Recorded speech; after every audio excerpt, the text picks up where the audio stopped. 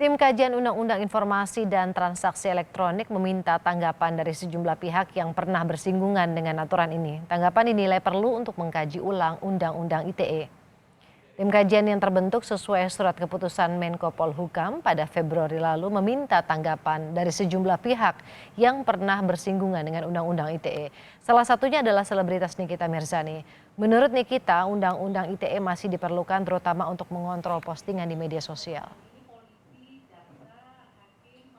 Buat saya undang-undang ITE itu harusnya ada ya Pak ya, jangan undang-undang kan saya baru baca juga nih katanya kalau undang-undang ITE itu kalau orangnya sudah meminta maaf berarti masalahnya selesai.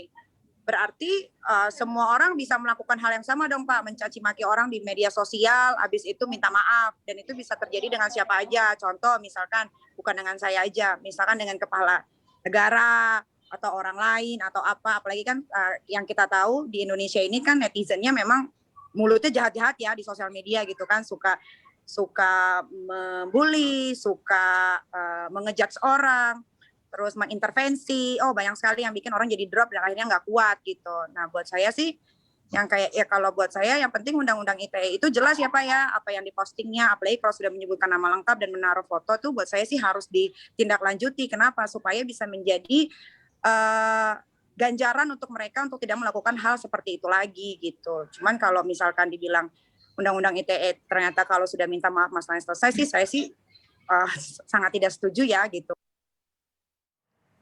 Sementara itu korban Undang-Undang ITE, Prita Mulyasari menilai edukasi lebih baik daripada merevisi Undang-Undang ITE. Tujuannya agar publik paham konsekuensi jika memposting sesuatu di media sosial.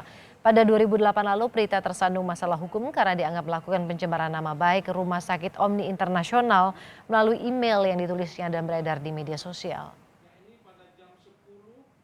Mungkin kita sebelum masuk ke dalam pembuatan undang-undang ITE ini akan direvisi ataupun dicabut dari undang-undang ITE ini, mungkin kita lebih berpikirnya juga lebih ke arah edukasinya dulu Pak.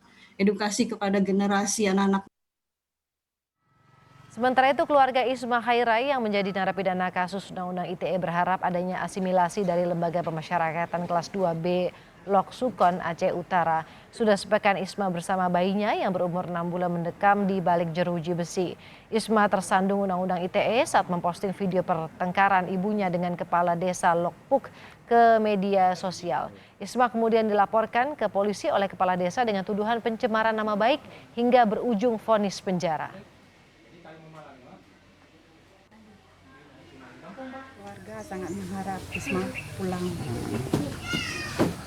Apalagi kan ada bayinya sama dia ke sana ke lapas.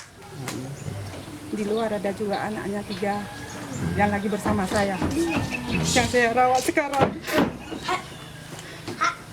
Apalagi keadaan sekarang kan masa pandemi, nggak bisa jengukin bayinya yang di sana, kayak mana keadaannya dia yang di dalam sana. Pihak keluarga kami sangat mengharap dia bisa keluar. Ataupun ditahan di rumah gitu ya? Iya, ataupun tahanan rumah karena sayang kan bayinya masih berusia 6 bulan.